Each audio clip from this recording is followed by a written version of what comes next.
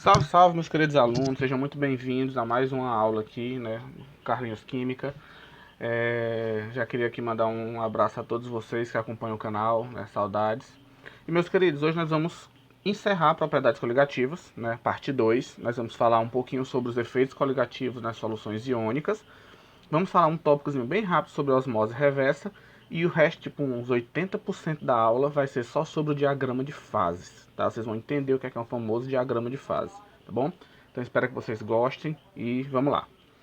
Gente, ó, para começar a falar sobre soluções iônicas, nós vamos só definir, né? Lembrar que uma solução iônica é aquela solução que apresenta íons, né? Você tem íons presentes, não necessariamente só íons, ela pode ter moléculas também. Carlin, como assim? Gente, se tiver íons, é uma solução iônica. Só que, por exemplo, se você pegar um ácido, né? Lembra lá do ano passado nós estudamos a ionização dos ácidos, né? HCl na água, H+, Cl-. Só que os ácidos, não obrigatoriamente, eles ionizam 100%. Então tem ácido que tem uma ionização só de 80%, ou seja, a cada 100 moléculas, 80 ioniza. Então algumas moléculas ainda ficam em solução, mas o fato de ter íons já é uma solução iônica, tá bom? E esses íons se formam ou por dissociação, que é a separação, ou por ionização, que a gente viu no ano passado. E aí, olha só, eu peguei aqui o exemplo da glicose. A glicose não é uma solução iônica, mas é só para você entender a diferença. Ó. A glicose é uma solução molecular. 1 mol de glicose, quando eu boto 1 mol de glicose sólido na água, dissolvo em água, esse 1 mol vai continuar sendo 1 mol. Porque a glicose ela não dissocia, ela não ioniza. C6H12O6 continua tudo juntinho, C6H12O6, só que dissolvido em água. Ou seja, 1 mol de glicose sólida, quando eu dissolvo em água, continua 1 mol, porque é uma solução molecular. Agora, se eu pegar o exemplo de uma solução iônica, imagine aqui comigo 1 mol de cloreto de sódio, NaCl, em água. O NaCl é um sal, ou seja, já existem íons, só que esses íons estão juntos. Quando eu coloco ele na água, a água vai separar esses íons. E aí eu vou ter, ó, Na+ e Cl-.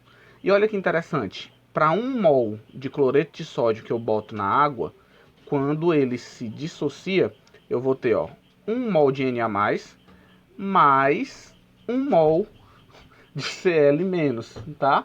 Ou seja, para 1 mol de cloreto de sódio, no final eu vou ter 2 mols ao todo, 1 de Na+, e 1 de Cl-.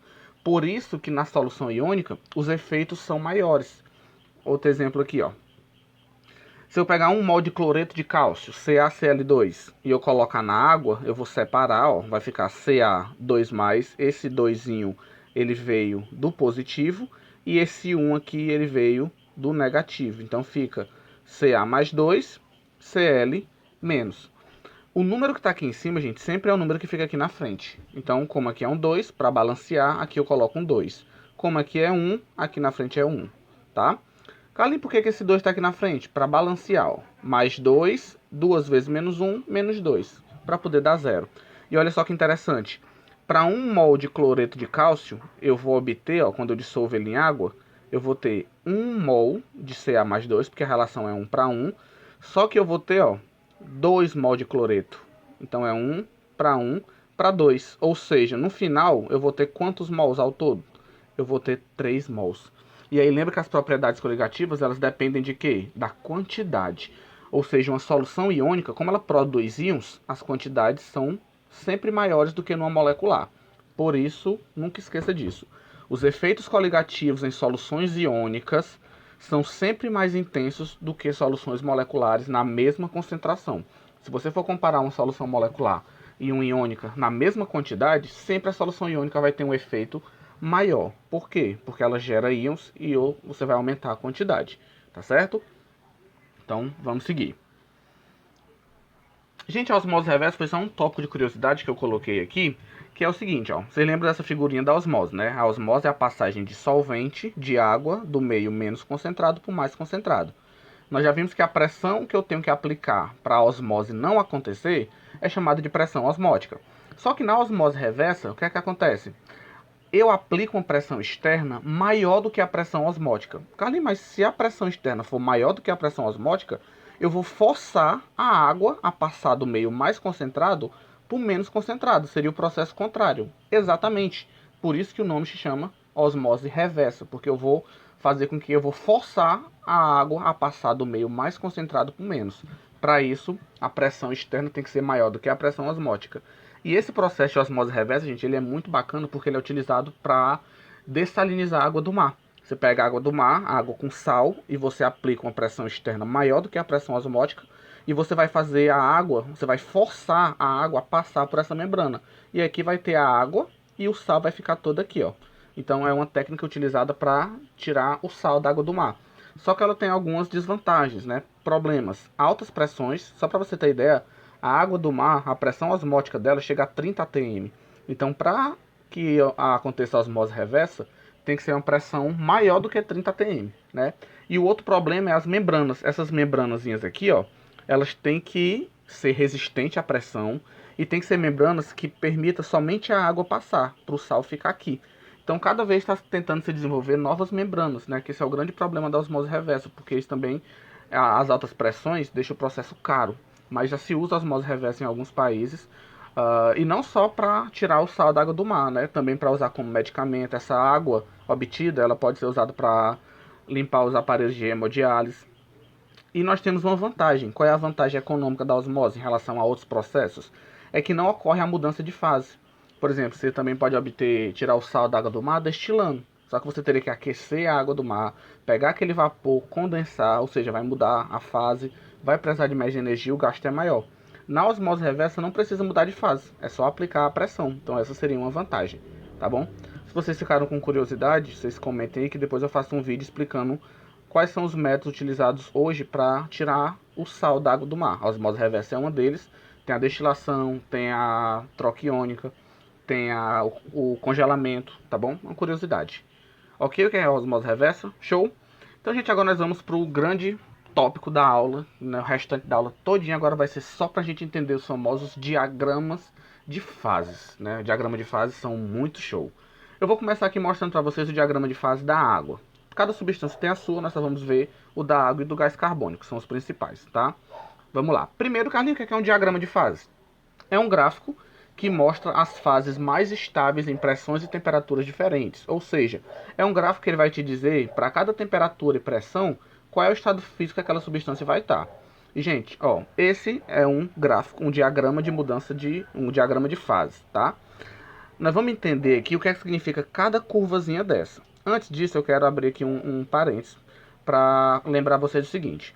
Lembre-se que o estado sólido, as moléculas estão muito juntinhas uma da outra, né? E a velocidade das moléculas no estado sólido é muito baixo.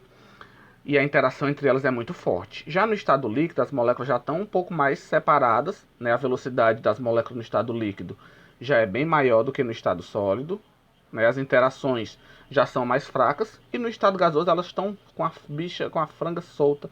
Estão tudo louca, uma bem longe da outra, né?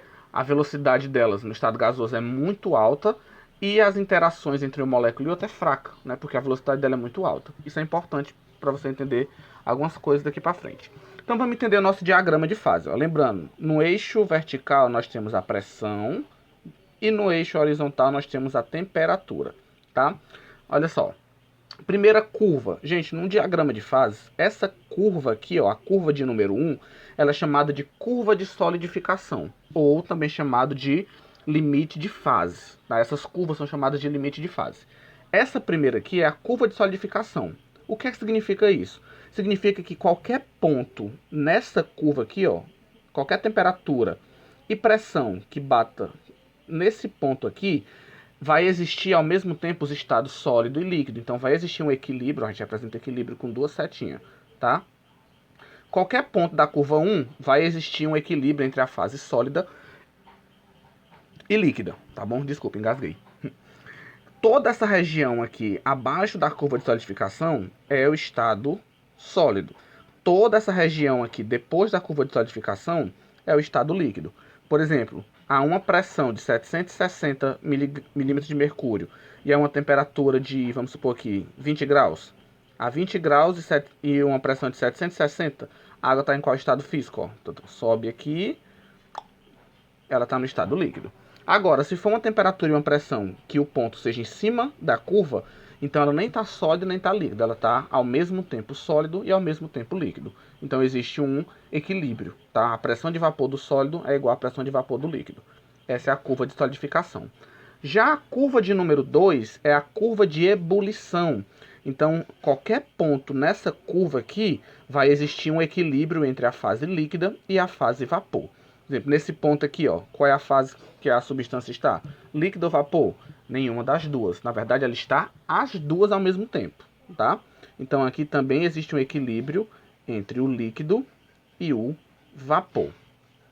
E na curva de número 3, que é essa curvazinha aqui, ó, ela é chamada de curva de sublimação. Carlinhos não lembra que é sublimação, não. Sublimar, gente, é passar do sólido para o vapor, ou do vapor para o sólido. Então, a qualquer ponto, qualquer temperatura e pressão que seja em cima dessa curva aqui, ó, vai existir ao mesmo tempo o estado sólido e o estado de vapor. Vai existir um equilíbrio entre eles, tá?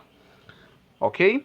Carlinhos, nesse ponto aqui, se for um ponto bem, uma temperatura e uma pressão que seja nesse ponto aqui ele vai estar sólido. Se for qualquer ponto nessa região aqui, a substância vai estar no seu estado de vapor. E qualquer ponto aqui ela vai estar líquida. Agora, se for em cima de uma das curvas, aí vai haver o equilíbrio entre as fases, tá bom? Carlinhos, um ponto curioso. E esse ponto bem no meio aqui, onde as três curvas se encontram? Ah, esse ponto é demais.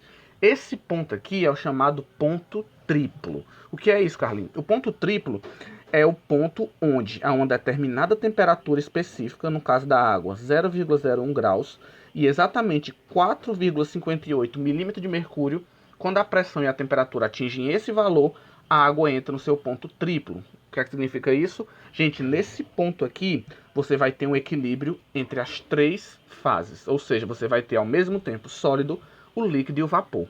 Muito massa, não é isso? Mas, Carlinhos, se é a qualquer temperatura? Não. Tem que ser exatamente nessa temperatura e nessa pressão. Cada substância tem o seu ponto triplo, tá bom? Outra coisa interessante, gente. No caso da água, você está vendo que essa curva aqui, ó, ela está inclinada para a esquerda, ela está inclinada para esse lado aqui. Ela não está inclinada para cá, ela está inclinada para cá. Né? O que é que significa placar, cebolinha? O que é que significa isso, Carlinhos? A água é uma das únicas substâncias que o estado sólido é menos denso do que o estado líquido. É verdade, Carlinhos, o gelo flutua. E essa curva significa justamente isso. O fato dessa curva estar inclinada para esse lado aqui, ó, é porque o sólido ele é menos denso que o líquido. Você vai ver que nas outras substâncias, essa curva aqui ela vai estar inclinada para cá. Ó. Quando a curva está inclinada para a direita, no sentido positivo, é porque o líquido é mais denso do que... O líquido é menos denso do que o sólido. No caso da água, é que é o contrário, né? O sólido é menos denso, ou seja, o gelo boia, né? Então, gente, deu para entender, de modo geral, sempre vai ser assim, ó, sólido, líquido e vapor. Claro que cada substância vão ter valores específicos, pode ser que a região mude. A gente vai ver mais para frente. Então, essas são as três principais curvas de um diagrama de fase, tá bom? Vamos seguir. Ó, novamente aqui outro diagrama, mostrando novamente, ó, sólido, líquido, vapor, o ponto triplo, a curva de sublimação. Só que nesse gráfico aqui tem uma coisinha a mais que eu queria mostrar para vocês, que é exatamente isso aqui, ó, o ponto crítico. Gente, o ponto crítico é o último ponto da curva de ebulição, ó. Quando chega bem aqui, é chamado de ponto crítico. O que é o ponto crítico? Imagine o seguinte, ó, imagine que você tem aqui, esse aqui é o diagrama da água, tá? Se eu manter a pressão da água aqui, por exemplo, sei lá, vamos colocar 120 atm, vamos supor que aqui seja 120. 120 atm e a temperatura seja 200 graus, por exemplo, 200 graus. Ou seja, seria um ponto bem aqui, né? Ali nesse ponto aqui, a água está no seu estado de vapor. Até que tudo bem. Só que se eu continuar aumentando a temperatura e a pressão, até chegar exatamente 374 graus e a pressão for 218 atm, isso é o ponto crítico da água. E o que é que acontece no ponto crítico, ali? No ponto crítico, a água ela deixa... Não dá mais para você conseguir separar o que é um gás e o que é um líquido. Por quê? Porque na medida que a temperatura vai aumentando, imagina comigo o seguinte, ó, tá aqui um recipiente. Você colocou água líquida aqui dentro. A temperatura vai aumentando. Quando a temperatura vai aumentando, você concorda comigo que essas moléculas de água elas vão começar a evaporar. Vai começar a passar para a fase de vapor. Só que como a pressão também está muito alta, esse vapor vai começar a voltar a ser líquido também. E vai chegar um momento que a densidade do líquido, como a temperatura está aumentando, a densidade do líquido vai diminuindo e a densidade do vapor vai aumentando. Gente, quando chega no ponto crítico, não existe mais líquido e vapor. Os dois se transformam em uma coisa só, que isso é chamado de um fluido supercrítico. Não dá mais para diferenciar o que é um líquido e um gás. A fronteira que separa o líquido e o gás, ela some. E a partir do ponto crítico, todas as substâncias são gasosas. Então, o ponto crítico, ele tem duas características, né? A temperatura crítica e a pressão crítica. E uma observação. Carlinhos, o que é a temperatura crítica? É a temperatura na qual uma substância não pode mais ser condensada a um líquido ou um sólido. Por mais que chegou aqui no ponto crítico, por mais que você aumente a pressão, se você aumentar a pressão, esse gás ele não vai mais conseguir voltar a ser um líquido ou um sólido. Ele vai continuar um gás, tá certo? E isso é chamado de temperatura crítica. Deixa eu mostrar aqui para vocês rapidinho um vídeo que mostra o ponto crítico do gás carbônico. Olha só. Gente, nesse videozinho aqui, ó, tá sendo colocado gás carbônico líquido dentro de um recipiente, tá? Dá para você ver aqui, ó, o líquido. E eles vão começar a aumentar a temperatura e a pressão até chegar no ponto crítico. Então, olha só. Tá aqui o líquido, tá? Ó, a pressão tá 73 bar e a temperatura tá 30 graus. Então eles começaram a aumentar, ó. Aumentou a pressão para 73,2, a temperatura para 30,5. Quando chegar no ponto crítico, não dá mais para ver o líquido, ó. O líquido e o vapor se transformam em uma coisa só. Olha só. Pronto, o sistema atingiu o ponto crítico. Quando atingiu o ponto crítico, ó, percebe que não dá mais para ver o líquido e nem o vapor. Por quê? Porque agora ele se transformou num fluido supercrítico. Agora é um gás aqui dentro que ocupa todo o espaço. Não é mais nem líquido e nem vapor. Isso é chamado de fluido supercrítico, tá certo? Foi só para vocês terem uma noçãozinha. Então vamos voltar aqui para o nosso diagrama. Então, gente, ok até aqui? Com isso, agora a gente também vai fazer uma coisa muito interessante, que é saber a diferença de um vapor e um gás. Né? Um vapor e um gás não é a mesma coisa. Olha só. A diferença é a seguinte. O vapor é a fase gasosa de uma substância abaixo da temperatura crítica. Então, no caso da água, 200 graus é vapor, 250 é vapor. Atingiu a temperatura crítica, não é mais vapor de água, é o gás água, é um fluido, né? E o vapor, ele é um estado que pode ser facilmente liquefeito. Liquefazer é transformar o vapor no líquido. No caso de um vapor, se você manter a temperatura fixa e aumentar a pressão, ele consegue voltar a ser um líquido. Ou se você manter a pressão fixa e diminuir a temperatura, você consegue fazer ele se liquefazer. Agora, um gás, não. Né? O gás é um material na fase gasosa que se encontra acima da temperatura crítica. Passou da temperatura crítica, ele já é um gás, ele é um fluido. E um gás, gente, ele não pode ser liquefeito só aumentando a pressão. Para que um gás seja liquefeito, você vai ter que mexer nas duas variáveis. Você vai ter que tanto aumentar a pressão como diminuir a temperatura. No caso de um vapor, não. Basta fazer uma das duas. Um gás, não. Tem que ser as duas, tá bom? Carlinhos, por que quando aumenta a pressão, um vapor consegue voltar a ser um líquido? Porque você imagina, gente, que o vapor, as moléculas estão loucas, né? Estão muito rápidas. Quando você vai aumentando a pressão, você vai aproximando essas moléculas. Aproximando a tal ponto de que uma chegue perto da outra e elas comecem a interagir para formar o líquido. O vapor, isso é possível. No caso de um gás, só se você aumentar muito a pressão e também diminuir a temperatura. Ok? Então, passou do ponto crítico, é um gás. Abaixo do ponto crítico, é um vapor. Tá bom? Então, vamos adiante. Gente, aqui é o diagrama de fase do dióxido de carbono, bem semelhante ao da água, tá? Assim, o estilo, né, ó. Essa é a curva de solidificação, a curva de ebulição e a curva de sublimação.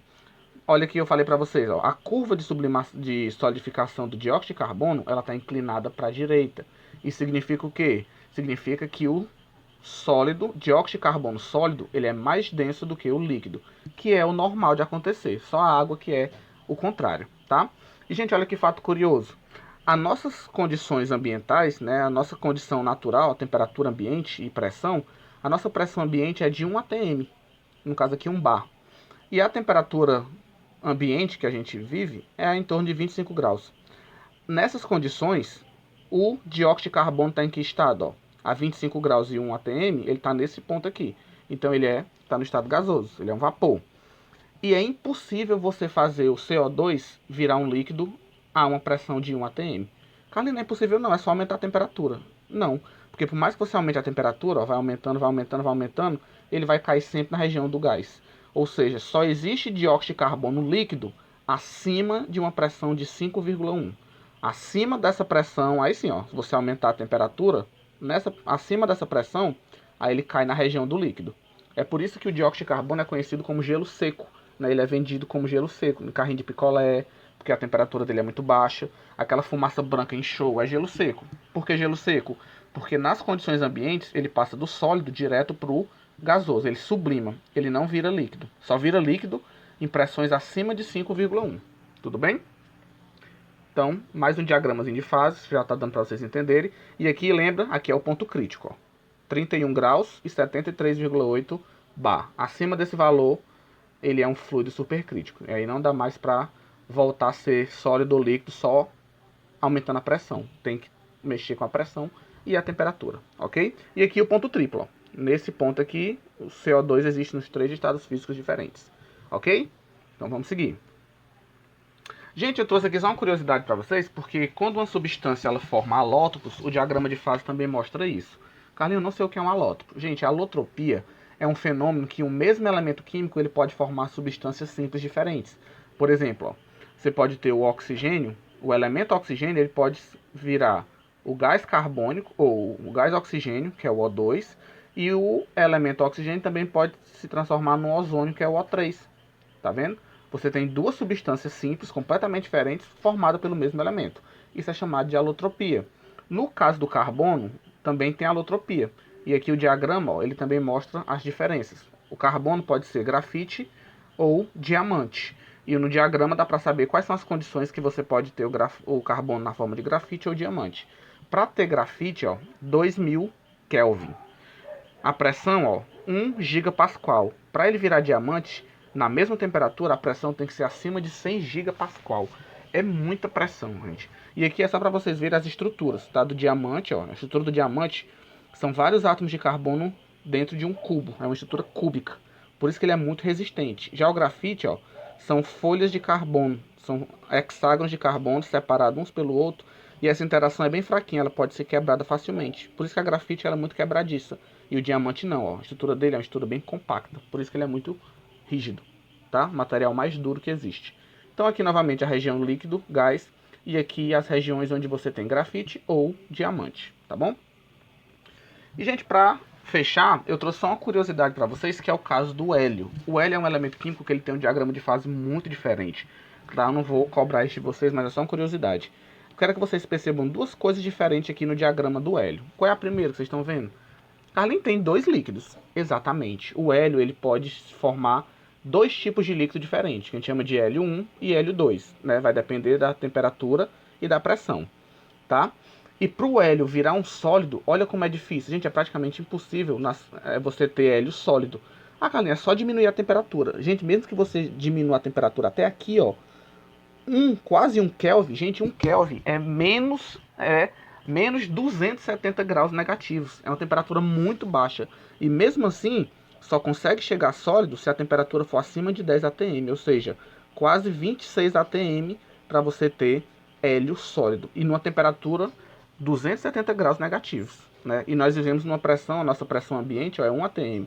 Para ter hélio sólido, para cair na região do sólido, a temperatura tem que ser muito baixa e a pressão muito alta.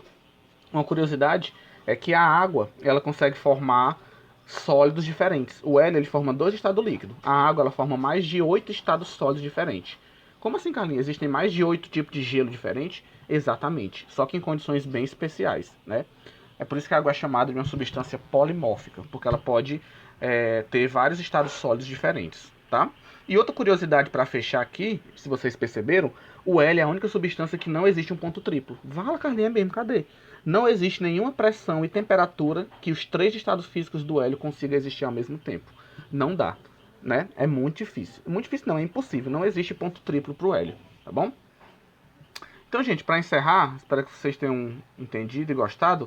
Vamos para as questões. Carlinhos, diagrama de fase ainda ficou mais ou menos com dúvida. Não se preocupe, que das 4 questões que eu botei, 3 é só de diagrama de fase para a gente treinar, tá certo? Vamos logo fazer essa daqui, ó. Questão de número 1. A temperatura de ebulição de uma solução 0,1 mol por litro de cloreto de sódio é maior do que de uma solução 0,1 de sacarose. Qual das duas soluções tem a maior pressão osmótica? Lembra que aqui eu estou comparando uma solução iônica e uma solução molecular. Qual das duas tem a maior quantidade? Apesar de ser 0,1 mol igual, no caso do cloreto de sódio, como ele se separa em Na+ e Cl-, 0,1 mol vai ser de Na+, mas como também tem Cl-, mais 0,1 mol. Ou seja, ao todo eu vou ter 0,2 mols. Como a solução iônica tem maior quantidade de partículas, quem vai ter a pressão osmótica maior? A solução de cloreto de sódio, tá? Sempre o efeito é maior em uma solução iônica. Lembra do comecinho da aula? Letra B. Como se justifica a solução de cloreto de sódio ter temperatura de ebulição e a pressão osmótica diferente da sacarose se as duas têm a mesma concentração? Porque apesar de ter as mesmas concentrações, numa solução iônica você vai gerar íons. E esses íons vão se separar, ou seja, vai aumentar a quantidade. Numa solução iônica, a quantidade de partículas é sempre maior do que numa solução molecular. Se a quantidade de partículas é maior e as propriedades coligativas dependem só da quantidade, é por isso que o efeito sempre é maior em soluções iônicas. Ok? Tudo bem? Então, vamos adiante. Pronto. Eita, essa questão é muito boa. Gente, agora vamos treinar diagrama para você ficar bem ok com o diagrama de fase, tá? Só olhando para esse diagrama aqui, ó, já dá para você marcar o seguinte, ó. Você sabe que aqui é a região sólida, você sabe que aqui é a região do líquido e você sabe que aqui é a região do vapor. Você também sabe que esse último ponto aqui é o nosso ponto crítico, ou seja, acima desse ponto só existe gás, que é o fluido, né? Um fluido supercrítico. Essa é a temperatura crítica, essa é a pressão crítica, e esse daqui é o ponto, já sabemos que isso aqui também é o nosso ponto triplo, né? Agora vamos para as questões. Esse é o diagrama do CO2, né? Qual a fase do CO2 quando a sua temperatura for de menos 60 graus e a pressão for 50 atm? Vamos analisar o gráfico, ó. A pressão aqui, 50 atm, aqui é 73, vamos botar o 50 bem aqui, ó. Então 50 é aproximadamente aqui. Quando a pressão for 50 atm e a temperatura for menos 60 aqui é menos 57, então menos 60 deve estar mais ou menos aqui. Vamos colocar aqui, ó. A menos 60 e a 50 atm, qual é o estado físico dele, ó? Subindo aqui, ó, 60, encontra com a pressão de 50. Nesse ponto aqui, qual é o estado físico do CO2? Ele está na região do sólido. Então, nessa temperatura, ele é um sólido, tá? Sólido. Deixa eu escrever aqui rapidinho. Rapidinho não, né? Porque é muito difícil. Sólido. Aí ficou ridículo. Mas vocês entenderam, né? Então, a 50 atm menos 60 graus, ó, juntou aqui as duas, o ponto caiu na região do sólido. Letra B. Uma pedra de gelo seco está submetida a uma pressão de 2 atm. Então, vamos lá. Aqui é 5,2, então vamos colocar o 2 atm mais ou menos bem aqui. Deixa eu só apagar esse primeiro aqui para não confundir você, tá? Não, vou deixar aí, que depois se você quiser copiar, né? Vamos lá. Gente, 2 atm eu vou colocar mais ou menos aqui, tá? Ela é aquecida. Se é aquecida, a temperatura vai começar a aumentar. E a pressão é mantida constante. Se a pressão é constante, não muda. Então, vamos lá. Tá aqui a pressão constante, vou começar a aquecer. Ó. Aqueci. Menos 60, menos 57, a temperatura está aumentando. Qual é o nome da mudança de fase que vai acontecer quando a temperatura começar a aumentar? Quando a temperatura começar a aumentar, é porque ele está saindo do sólido e está indo para a região do vapor. Quando um sólido se transforma no vapor, qual é o nome que nós damos? Exatamente, você falou agora, eu vi aqui no meu ouvido você falando. Sublimação. Sublimação é a passagem do estado sólido direto para o vapor. E é isso que vai acontecer aqui, ó. Mantendo a pressão constante e aumentando a temperatura, nós vamos do sólido para o vapor. Sublimação, tá bom? Letra C, de Carlinhos. Uma certa quantidade de CO2 líquido é submetida a uma pressão de 56 atm. 56, gente, ó, vou colocar mais ou menos aqui, tá? E está confinado em um recipiente. Se o líquido for aquecido, mantendo-se a pressão constante, qual é o valor da temperatura em que vai ocorrer a vaporização? Ou seja, você tem aqui, ó, CO2 líquido. Cadê? A uma pressão de 56 atm, mais ou menos aqui, tá? Se o líquido for aquecido e a pressão constante, a qual momento ele vai vaporizar? Ele está líquido. Em que momento ele vai vaporizar? Ele vai vaporizar exatamente quando chegar em... Tá aqui, ó, já. Vale, gente, aqui era 56, então 50 está mais embaixo. Desculpa, não tinha visto isso, tá? Mas não tem problema não. Letra A continuaria sendo sólida, era bem aqui, tá? Desculpa, de verdade, não tinha visto 56 aqui. Se a pressão, se ele está líquido e a pressão é 56, quando a temperatura for aumentando, em que momento vai vaporizar? Gente, ele vai começar a vaporizar quando chegar nesse ponto aqui da curva, né? Que é a curva de ebulição, a exatamente 20 graus Celsius. Ok? Então, a 20 graus Celsius, mantendo a pressão em 56 atm, ele vai começar a vaporizar. Ó. Ou seja, depois de 20 graus, ele já é vapor. Ok? Gente, me perdoem pela letra A, tá? Eu coloquei o 50 aqui em cima, não tinha visto 56. Mas dá para entender que, mesmo sendo 50 mais um pouquinho embaixo, ainda cai na região do sólido. Tá certo? Me desculpem. Vamos lá. Questão 3 da US. Observando o diagrama de fase do PT, não é o Partido Trabalhista, tá? Pelo amor de Deus. Pressão e temperatura. Pode concluir corretamente que uma substância que passou pelo processo de sublimação segue qual trajetória? Se ele sublimou, é porque ele saiu do estado sólido e foi para o estado de vapor. Deixa eu tirar daqui para você não achar que essa é a região do sólido. Vou escrever aqui embaixo, tá? Pronto. Se ela sublimou, ela saiu do estado sólido para o estado de vapor. Qual foi o trajeto que ela seguiu? Vamos lá, letra A. Ou X ou Y. Vamos ver o X. Gente, se ela seguir o trajeto X, ela está saindo do sólido e está caindo na região do líquido. Sólido por líquido não é sublimar, né? Sólido por líquido é fundir. Então não pode ser o X. Então tá fora letra A, tá fora letra D. Y ou U. Se ela seguir a trajetória Y, ó, mantendo a pressão constante e aumentando só a temperatura, seguindo a trajetória Y, ela vai sair do sólido e vai cair na região do vapor. Sim, Carlinhos, isso é sublimar. Ok, o Y tá de boa. E o U? O U também, ó. Se ela seguir a trajetória U, ele vai sair daqui, ó, do vapor, vai começar a aumentar a pressão e ele vai cair na região do sólido. Vapor para o sólido, seguindo a trajetória U, também ele vai sublimar. Então, gabarito letra B. Não poderia ser a C, porque a trajetória V, se ele fosse seguir a trajetória V, ele ia sair do vapor e ia cair na região do líquido. Vapor se transformando em líquido é condensação e não sublimação, tá bom? Tudo bem aí? Letra B. Gente, se vocês estiverem com dificuldade, comenta aí no vídeo que eu explico de novo, tá? Quarta questão. ITA. Eita, Carlinhos, do ITA. Mas não é nada do outro mundo, não. Analise o diagrama de fase abaixo e responda. O que é que ele quer saber? Identifique os pontos A, B, C, D e E. Ixi, Carlinhos, agora eu lembrar. Gente, olha como é simples, ó. Nós sabemos que isso aqui é pressão e isso daqui é temperatura. Quais são os pontos aqui? Vamos por partes. Primeiro ponto, essa curva aqui de baixo, ó. O ponto A está em cima de qual curva? A curva de baixo é a curva da sublimação, certo? Então essa daqui é a curva de sublimação. Nesse ponto aqui, ó, há o equilíbrio entre sólido e vapor. Nesse ponto aqui, exatamente nesse ponto. E o ponto B? O ponto B é onde as três curvas se encontram. Então o ponto B nada mais é do que o nosso ponto triplo, onde as três fases existem ao mesmo tempo. Então já foi o A e o B. E o C? Essa curva aqui de cima, ó, como aqui é o sólido, líquido e vapor, essa curva aqui é a separação entre sólido e líquido. Então aqui é a curva de solidificação. Nesse ponto aqui é onde acontece o equilíbrio entre o estado sólido, existe ao mesmo tempo sólido, e existe ao mesmo tempo o estado líquido. E o ponto D? O ponto D é a curva de ebulição, né? Ou seja, nesse ponto D existe ao mesmo tempo o estado líquido em equilíbrio com o estado de vapor. E o ponto E? O último ponto acima da curva de ebulição?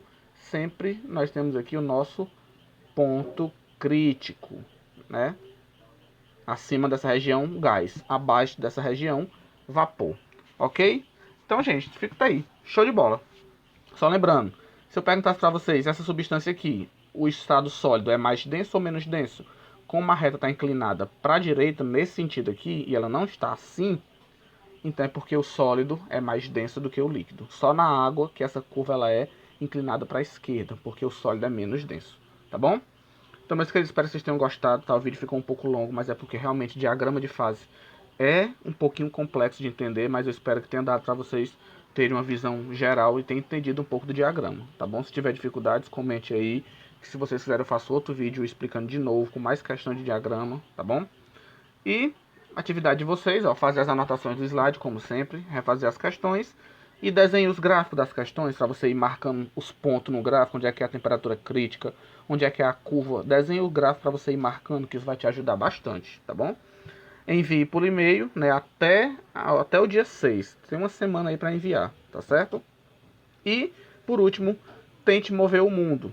O primeiro passo será mover a si mesmo, né? Então, para você conseguir mudar as coisas, né, na vida, a gente primeiro precisa mudar a si próprio, né? A gente primeiro precisa dar o primeiro passo para tentar querer fazer outra coisa. Às vezes a gente quer mudar o mundo sem nem mudar nós mesmos, né? Isso vale para todos nós. Então vamos olhar primeiro pra gente, vamos tentar mudar primeiro a gente, que aí a gente vai conseguindo caminhar, tá bom? Um abraço a todos, espero que vocês tenham gostado, se cuidem e até a próxima.